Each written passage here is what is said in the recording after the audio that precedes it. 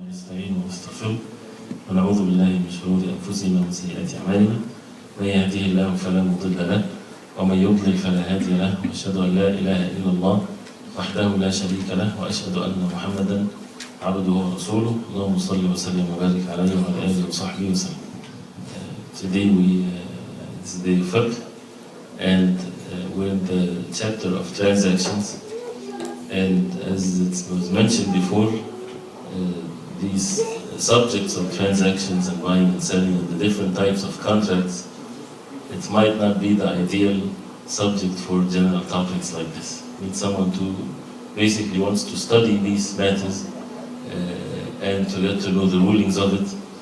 And it's very important for us to either learn or ask the people of knowledge before we get into any form of transaction, because nowadays it seems to be that the norm, there's haram in transactions. There's haram in almost every country, unless proven otherwise. Although in the Deen, everything is halal in matters of transactions, mu'amalat. This is a very important principle, that al-asl fihi al-hil, everything is halal, unless proven otherwise with the evidences from the Quran and the Sunnah of the Prophet sallallahu alaihi wasallam, which is opposite, as we heard before, from the chapter or from the subject of al-ibadat. Al-ibadat, everything is haram, unless proven otherwise. That means we cannot introduce a ibadah, we cannot make our own salah or our own way of making dhikr and so on. We have to follow the evidences from the Quran and the Sunnah of the Prophet ﷺ. So ibadah, you don't worship Allah subhanahu wa ta'ala till you get to know the way of the Prophet ﷺ. The matters of mu'amalat, buying and selling and so on, everything is permissible, unless there is an evidence that this type of transaction or that is not permissible. But because of how much people are dealing with mainly riba and other forbidden ways of transactions, you would find it present in almost everything. So that's why we either have to learn or we ask the people of knowledge so that we save ourselves from such severe punishments that is mentioned in the Quran as a result of dealing with riba and so on. So now the next subject, which is going with the order of the book. Some might find it irrelevant to many of us, but we'll just do it because of the order of the book, inshallah. He says, باب الرهن والضمان والكفالة. Three types of عقود or contracts or transactions between two parties that has to do with certain rights. And that's why it says وهذه وثائق بالحقوق الثابتة. Something that certain rights to be protected. Al-Rahn and Al-Daman and Al-Kafala, the three words, you would find the same meanings to it or the same words in translation into English. Whether they use mortgage or something collateral or security or some form of a deposit, it comes into many words here. So I might not come up with the precise terminology that they use in the business world, but we'll just explain what the meaning of these things. First, Al-Rahn. The word Al-Rahn in Arabic means al-thubut, something that is stable, right? Or it comes in the meaning of something that has been trapped or imprisoned, right? كل نفس بما كسبت رهينة. The word was used in the Quran that every soul with what it earned, rahina meaning, that means it's will be held accountable for its actions. So every soul is by its actions. So it's not free, basically, right? Every soul is basically like as if it's imprisoned till it frees itself because of what it earned, right? So al-rahn is something that you would keep for something else. And that's what he says, يصح بكل عين يصح بيوعها. And the terminology or the definition of al-rahn is توثيقة دين بعين. What does that mean? It deals with mainly loans. And someone wants to protect his right. He gave someone money for loan, and he wants to make sure that that person would return it back. So he would ask for some collateral thing in return, right? To keep with him as a security to make sure that he would get his money back. This is what al-rahn is. like what people do in pawn shops if it's done in the halal way. So someone wants money, so he goes to a person, I want to take a loan, $1,000 for example, right? And as we said before, al-qard in the Deen of Islam is something that is not permissible to make money from loans. This is a good deed that you would do, right? And when a person gives someone loan, half of that amount is given in rewards as if he gave it in charity, as the hadith in Sunan al-Majah. So in Islam, this is a good deed. So if people says about the value of the money and this and that, it's a good deed. It's like a charity. It has nothing to do with making money whatsoever, right? And the wisdom behind that, we talked about it before. This is the Deen of Islam, and this is the truth, and this is what is benefiting for people in this life and hereafter. And the hadith of the Prophet ﷺ, كُلُّ قَرْضٍ جَرَّ نَفْعًا فَهُوَ رِبًا. Every loan brings benefit, it's riba. So if you give someone loan, then he should not receive any benefit as a result of this. If he returns it back more, that's riba. Unless you're returning what you have taken as a loan, right, the same amount, and because of that favor that this brother did to you, you bring him a gift, or even increase the amount. This is halal. There's nothing wrong with that. That's not riba. As long as it's not something part of the contract, as long also as if it's repeated, then the one that gave you the loan, he expects the same thing to happen. Then it should be something to be avoided completely, right? So any loan should not bring any benefit to the person that is giving. It's supposed to be a good deed. But sometimes, because of people that are in need of money, the person that is giving, he is willing to give the loan, but he wants to guarantee, to have some security in which the money will be returned to him. He would ask for something. And that something has to be something that is of a value that can be sold for money, right? So it cannot be some form of a license, for example, or something that is not tangible that can be sold. So you can give a piece of gold, right? You can give a goat or a sheep or a house, right? Or whatever, anything that has a value. So there are rulings with this. First of all, this is permissible for someone to ask for something like this in return that he would give a loan, right? But with certain conditions. So فَالرَّهْنُ, as he says, يَصِحُ بِكُلِّ عَيْنٍ يَصِحُ بَيْعُهَا. It is permissible, it's valid with every عين. عين is not harf al-ayn. Ayn is something in particular, something that you can hold and touch. You know, anything that can be sold. Anything that can be sold, you can use it as a deposit or a security or whatever for loans. He says فتبقى أمانة عند المرتهن لا يضمنها إلا إن تعد. فتبقى, meaning this deposit will stay with as an amana, as a trust with the murtahin, with the one that gave the loan, right? So he would take in return this deposit, and it's not money, of course, something again, that can be sold. He will keep it with him as an amana. As an amana, meaning he does not guarantee it. If something happens to it, it is to the owner. The owner of it, he's the one responsible for it, right? So he keep it with him, and it's not permissible for him to use it. He just keep it to secure it in case that person did not return the money after a month or after a year or whatever. Then he can sell it and take whatever his money, and then the rest has to be returned to the owner, right? So first, one point at a time. He says لا يضمنها. He does not guarantee it. If something happened, he put it in his house and the house is burned, it's a thief comes in and he steals it, he does not guarantee it. He does not have to return it back.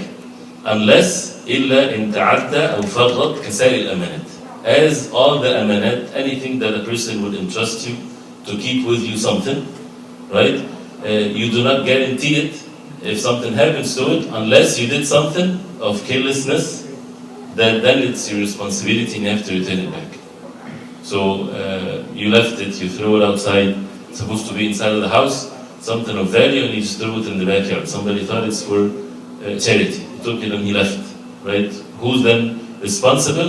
The one that has it. So he has to pay. Why? Because he was careless, he didn't take care of it. But if he put it and took care of it, what normally people would deal with, whatever is given to him, and then something happened to it, it's not his fault, then he does not guarantee it, he does not pay back or anything like that. right? And this is the case for any amana. If somebody leaves with you something, money, or gold, or something, he's traveling and he's worried and whatever, he leaves with you something of value. If something happens to it, you have no fault in you, otherwise people wouldn't trust anyone, right? If it's going to be the fault of the one that you kept it with him, right, then nobody will do this good deed whatsoever. Because why would I do it then? He's not doing it for money, he's doing it as a good favor for someone. So if you give me something of value and you say, well, I'm traveling, come back, when I come back, please give it to me, and then I'll be so much stressed if something happens, then I will be responsible and become in so much debt, then people won't do what is good deeds.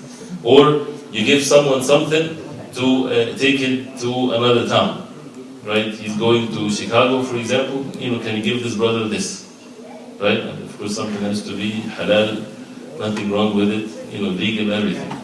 So if he does this and it's lost on the way, does he have to bring the like of it? No, he's doing a favor.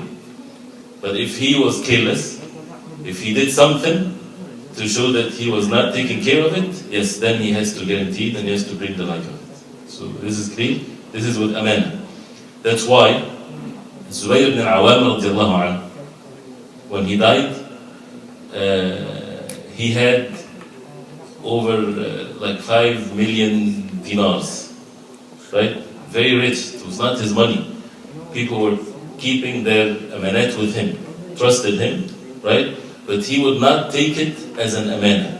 Out of his goodness, he would not take it as an amana. Because if he take it as an amana, if something happens to it, there's no responsibility on him. He would take it as a loan. And if he takes it as a loan, he is responsible, right? That he has to return it to the people no matter what happens to it. Because it becomes a loan, that means he has ownership over it. So he guarantees it if something happens to it. So in one part of it, it's good for the ones that gave. Why? Because he would guarantee it. When it's amana, he is not guaranteed. When people have a deposit thing in banks, right? They keep something, not the bank account, but they keep their valuables in, what they call it? The safety deposit. What happens if the bank is burned or something? It's insured, right? But they return it in Islam. If everything it's done with the proper means, the bank should not guarantee it. Because this is just, of course, they're making money off of this, it's a different situation.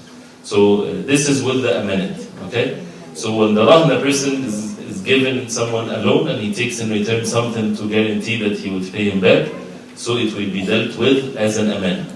Unless it will be something between both of them, it's okay to use it, it's okay this and that, then it's up to them. فإن حصل الوفاء التام انفك الرهن. If the person pays back his money in full, then the rahn, right? We now know what rahn means, right? Infak meaning it's loose. That means he takes his thing back. So it's kept. وإن لم يحصل, what if the person, the time was a year, and he came after the year, I don't have money, right? Now what to do with this rahn, with this collateral, with this deposit? وطلب صاحب الحق بيع الرهن. Then it's up to the one that gave the loan. He either can wait for the person who can forgive him, give him back, think, I don't want anything from you, mashallah, this is great. Or if he asks for his money, he has the right to do that. وَجَبَ بَيْعُهُ وَالْوَفَاءُ مِنْ ثَمِنٍ. Then it's mandatory then for that thing to be sold, right? And if it was 1,000 and it was sold for 1,500, right? The one that gave the loan will take how much? 1,000 only, and the 500 will go back to the owner of it, right? You know that in some of the transactions, some of the companies, they don't deal with riba, but they do another trick, right? Which is, they give you the car, no riba whatsoever, no interest, no late fees, nothing. But if you can't pay, this will be mentioned in the contract. You can't pay, they come and take it. And that's it, right? And they play on this so that they can, make money that way. So a person is paid for a year, and he was late, 1 month, 2 months, and it says, for example, he didn't pay for 2 months. They come, they take the whole car. The legal way, Islamically, if this has happened, they can come and take the car, yes, they sell it, right, and they take what is left as a loan for that person, and the rest if it made more money, is to be given to the owner of the car. No, they don't do that. They take the whole thing with the profit and everything. They don't have right to do that. It's his money, it's his car, right? So and only the amount that is a loan on him should not be increased whatsoever. But they take that possibility. Maybe he won't be able. He will be late in paying and so on. So anyway, so if he could not pay, then it's to be sold, and they get their money, nothing more. وما بقي من الثمن بعد وفاء الحق فلربه. Right? Since we're learning also Arabic here. وما بقي, meaning what is left. من الثمن. الثمن is the value or the price. بعد وفاء الحق, after the fulfillment of the right. فلربه. ربه meaning the Lord of it, which is the owner, right? That's why the word Rabb, Rabbul Bayt, is the one in charge of the household, like the husband, right? The same word, Rabbul Alameen. Allah subhanahu wa ta'ala is the Rabb of all things, right? So, and that's why we have to be careful with the context. What this word Rabb is mentioned, and usually for the human beings, is not to be left unless it becomes mudaf to something, right? Rabbul Bayt, Rabb al-Makan, hakada, right? But Rabb is Allah subhanahu wa ta'ala, meaning the absolute owner of all things. So if there is anything left, then it's to be given to the owner of this deposit. وَإِن بَقِيَ مِنَ الدَّيْنِ شَيْءٍ, and if anything of the loan is left, يَبْقَ دَيْنًا مُرْسَلًا بِالرَّهْنِ أو بِلَا رَهْنِ. يَبْقَ دَيْنًا مُرْسَلًا. If there was still, they sold it, the debt was 1,000, right? And they sold that thing, and it was only sold for 500. So there's still 500, for the loan is not finished yet. Then the rest, which is the 500, is a debt. Mursala, meaning is not linked to any deposit or anything, because it's already sold. So whatever is left is going to be just a debt for 500 or whatever the amount is. وَإِنْ أَتْلَفَ الرَّهْنَ أَحَدٌ فَعَلَيْهِ ضَمَانُهُ يَكُونُ رَهْنًا. وَإِنْ أَتْلَفَ, if someone, atlafa means that he ruined this rahn, right? The thing that was given, someone destroyed it, someone damaged it. Anyone, فَعَلَيْهِ ضَمَانُهُ يَكُونُ رَهْنًا. Then that person that damaged it, he should guarantee to bring the like of it, right? And that would become rahn also, right? So if somebody damaged it intentionally or whatever, then he has to bring the like of it. وَنَمَاؤُهُ تَبَعٌ لَهُ وَمَؤُونَاتُهُ عَلَى رَبِّهِ. Nama'uhu is when something that is given but increased. He gave a goat, right? It was small, after he becomes big. So that means the price is more. It's part of it, part of the rah. If it increased, it's part of the rah.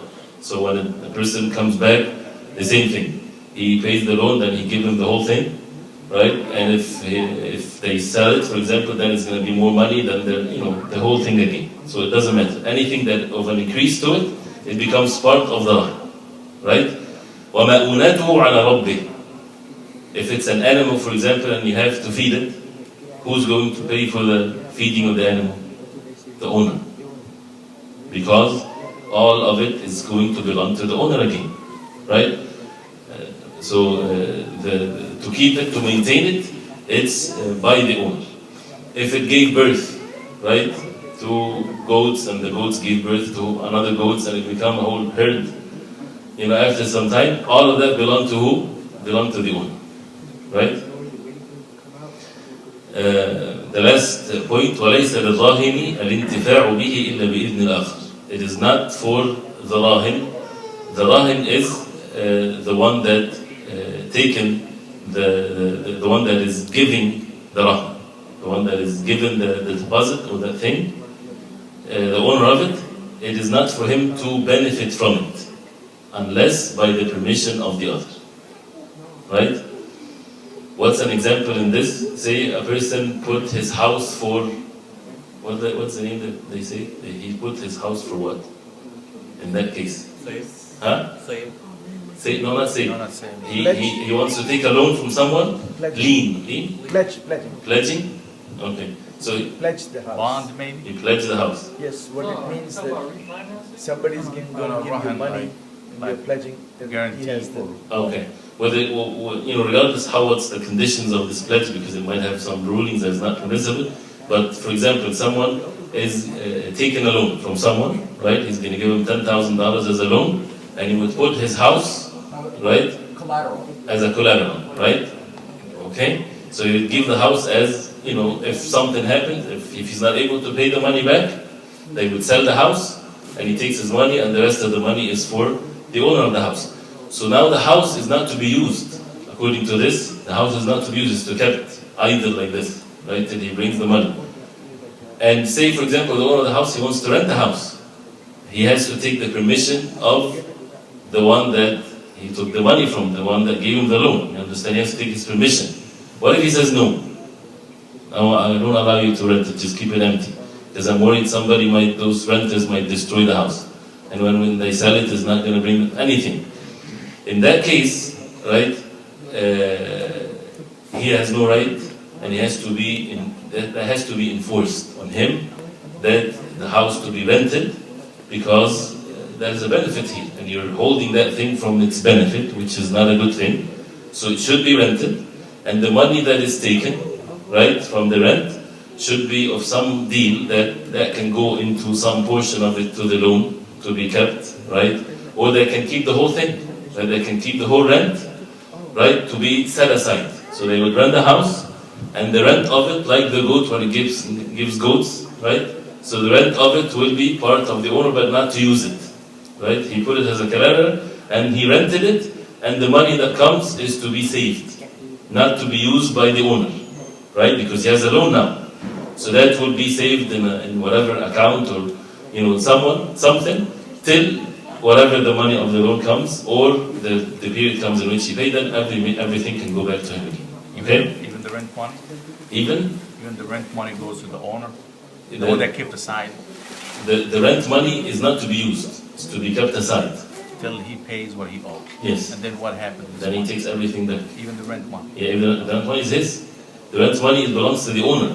But it's kept mahbus rahn, meaning that it's like imprisoned, right? It's being kept on hold. Why? Because he has a loan that has to be paid. So the money is to be in hold till he pay his money back, right? And when he pays, he gets everything, the house and the rent of it. So the rent is to be kept till he pays his loan. Inshallah, for the questions, just finish this one point. أو بإذن الشارع. So he's not permissible for him to benefit from it unless the other person gave him the permission, or that Allah subhanahu wa ta'ala or the Messenger some ruling in the Deen of Islam will give him the permission. As the Prophet ﷺ said in the hadith, الظهر يركب بنفقته إذا كان مرهونا. الظهر, the back, is to be used for people to ride with the expenses of it on the one that would ride it, even if it's marhunan, even if it's given for as a collateral or something like this. Because to keep a camel or to keep a horse or a goat, not to be used, nothing, it's waste, right? So it's the Prophet ﷺ saying, if he wants to use it, then he should be allowed to use it. But then, if the one that has it, then he has to pay the maintenance of it because he's using it, right? If the owner wants to use it, right, he can use it, but anything that comes as a result of it, then he should keep it till the end, or of course if it's milk, it's going to go bad, so that somebody, then he would maintain it by using it. And he says, alayhi salatu wasalam, وَلَبَنُ الدُّرْ يُشْرَبُ بِنَفَقَتِهِ. And also the milk that comes should be drank by the one that would spend on it, the maintenance of it, إِذَا كَانَ مَرْهُونًا, even if it's given as a collateral. وَعَلَى الَّذِي يَرْكَبُ وَيَشْرَبُ النَّفَقَةِ. And the Prophet ﷺ said, the one that rides and drinks, he has the payment of maintenance of it. In this hadith, he quoted by Bukhari. So this is a briefly. And then he talks about the Rahman, so we'll stop at this point, inshallah ta'ala. And again, with these things, please do not act according to what you heard. Right? Every specific thing that a person go into it, it's so much complex, these things nowadays.